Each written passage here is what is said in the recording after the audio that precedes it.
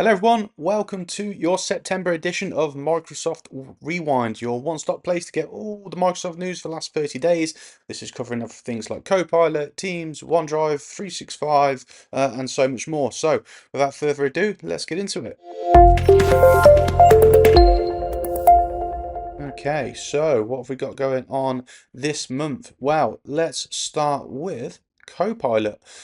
Copilot have had, Microsoft are really doubling down on the investment. They are releasing new features every month, if not weekly. And this time we're going to start with vibe working. Now, if you're not familiar with the term, maybe vibe coding, this is a way that you can use AI to basically build apps for you. Microsoft have used that wording and elaborated on it slightly and gone with vibe working for the new functionality inside Microsoft 365 Copilot. It's going to leverage things like agent mode inside your Office apps. So you'll be able to use conversational language to basically be able to produce really polished end deliverables. So you're talking like Excel documents, Word documents are the two features they're rolling out with the moment. PowerPoint is on the horizon.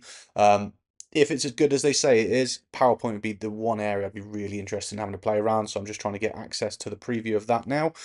Just because we create a lot of PowerPoints pretty much every week, but we're using tools like Canva because they're slightly more polished. I'd love to see what the agent is capable of producing out of the box just by giving it some prompts, giving it some content, giving it some documents, and really see if it can produce that really polished outlook that you're really looking for. So yeah, stay tuned for that one. We'll see if we can get a demo out of it as soon as we get access. Inside Copilot, Microsoft are now allowing you to choose different models. So traditionally, inside your Copilot, you'd be using what's called OpenAI's AI technology. So you're very familiar with that with ChatGPT. That's what it's based on. It's all on OpenAI's technology essentially. They're now allowing you to leverage different AI technologies such as Anthropic's Claude. So Claude is another one of those AI tools out there. So pretty good in the coding space. But yeah, Microsoft's now allowing you to choose between models, and you can opt into that as part of the Frontier program. So yeah, there's a couple of different models in there. I'm assuming that may open up even further in the future.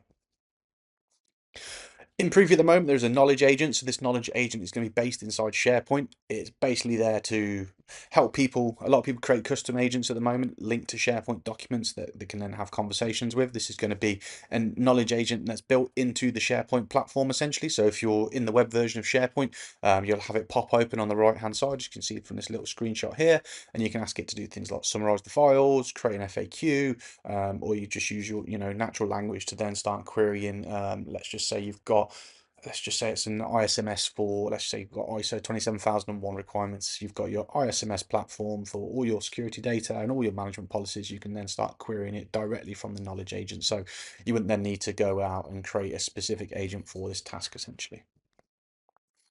AI video creator. So I love playing around with this creation portal at the moment, like asking it to create like little graphics for me to put on LinkedIn, play around with little videos. It can do some really, really cool stuff like animate logos popping across the screen. So Microsoft delivering a significant update to that. It's going to have a new generation experience, allowing you to use text prompts, PowerPoints, PDFs, or Word documents to then generate a video on that essentially. You can include stuff like brand kits, which is obviously really useful if you're in that marketing space, so you can use your branding for your business and have that then apply to the content that it's creating essentially. But yeah, do get involved and have a play around with that. It is really, really cool, as you can see from the image on the screen. You can now upload multiple reference images for image creation. So again, referring to the previous point about that image creation, now you can give it multiple references for it to create that content from essentially. So multiple images, multiple documents, multiple PDFs for it to then analyze, look at what you're giving it from a natural language perspective, saying you want to create a 30-second reel that demonstrates XYZ. It's then going to take your content and do that essentially. On to workflows. I think we talked about workflows probably last month or the month before. So this is a little adaptation to Power Automate, which some of you may be familiar with. But this is now inside Teams. You'll have an app that's called Workflows. And inside there, they'll have a load of pre-built flows that you can do. Let's just say if so-and-so sends an email to this Teams channel, what to do with it. If it's a document, let's save it somewhere. There's loads of little pre-built ones you can go, really worthwhile having a look. But now they've introduced AI into it, much like they're doing for pretty much every app that they have. But that means you can then use natural language to describe the workflow that you're looking for and have it create scheduled prompts, automate complex tasks, all by leveraging loads of predefined templates or creating them with AI. So yeah, honestly, really worth checking out if you've got a load of little manual things that you do day to day. It's all about those little time savings that you can generate for yourselves. Onto Microsoft Teams, Facilitator in Microsoft Teams meeting. I think we have mentioned this in the past, but now it is coming into GA. Facilitator drives real-time AI generated notes, so it's tracking those key decisions, open questions, answers, and then putting them into your loop notes, and then making sure that all the participants then get a copy of that where required. It's going to help you track through built-in agenda timers, mark topics as they're being discussed, making them sure they're completed, as well as making sure the meeting finishes on time. So yeah, organisers and presenters with Copilot license can enable and disable that while in public preview. Additional capabilities such as task management and document generation inside like Word or Loop are available by invitation.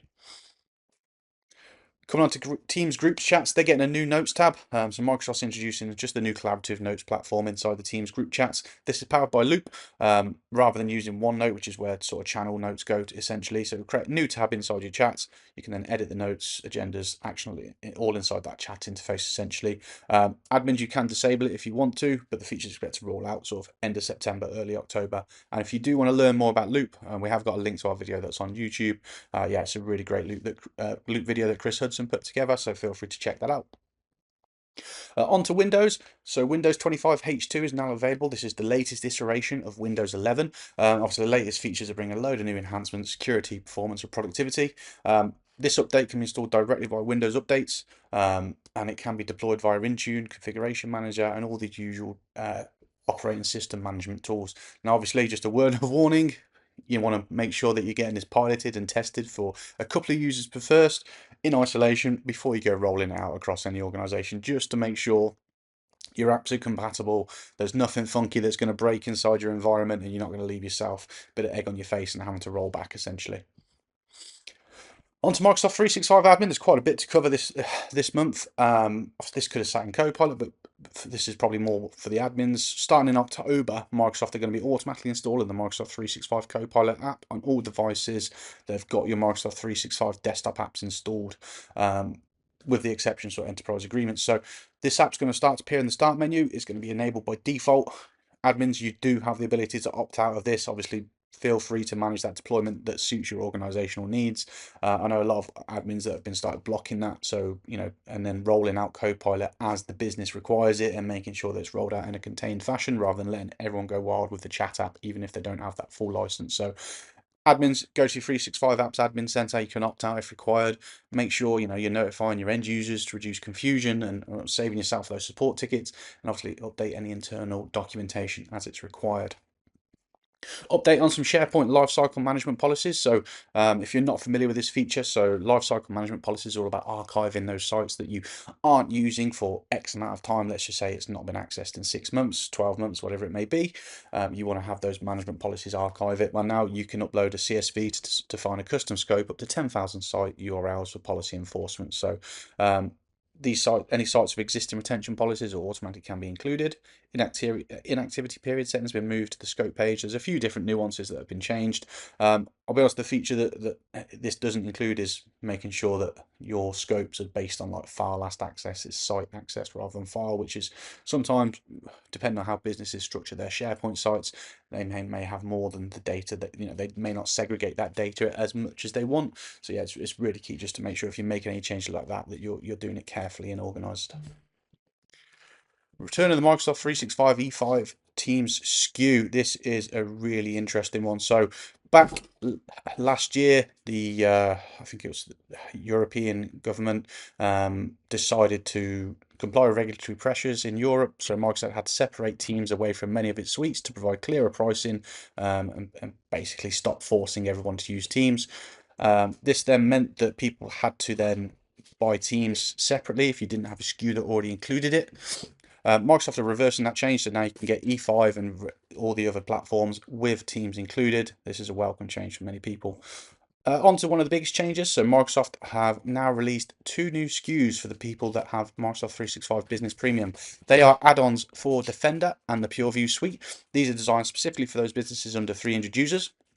They're not rebrands of the old E5 add-ons, where they were add-ons specifically for E3 essentially. So you've got your Defender suite, which is coming in at 809 per user per month. So that's going to deliver things like your Entra IDE P2, your Defender for Office P2, and your Defender for Endpoint P2, which are the three core components that we love to sort of implement the features of, because that Entra IDE P2 gives you your risky user, risky sign-on policies. Your Defender for Endpoint Plan 2 then includes things like automated attack reduction. You can do KQL threat hunting, and then your Defender for Office Plan 2 includes things like phishing simulation and advanced hunting for those email threats. So yeah, we love implementing that Defender suite because it gives you really good protection and really good visibility across your org. On the PureView suite, this is also 809 per user per month. This gives SMBs advanced compliance control. So you're talking insider risk management, automatic information protection, labeling, advanced DLP, encryption and customer key support, as well as additional audit and e-discovery records management. So they're the two suites. For organizations that want full coverage, they are doing a combined package, which is great to hear, which is a really reasonable £12 and 8p per user per month. That bundles both of those sets of capabilities into a single license, and obviously if you do the maths, there's about a £4 per user per month saving there. For us, this is a godsend. This allows us to really help organizations get the best of their Microsoft 365 and add in that enterprise level security that a lot of businesses are starting to look for with the way the world's going at the moment, without having that E5 £56 per month, cost to the business essentially. So this becomes a really good cost effective way to deliver that. I know lots of businesses that are under 300 seats that have committed to E5 that will hopefully be looking to save themselves some cost in the future. If any of these updates spark your curiosity, feel free to reach out to us. You know how to get a hold of us: LinkedIn, call, email, website, whatever it may be. Always happy to have a chat. And then I'll catch you guys all next month. Cheers. Thank you.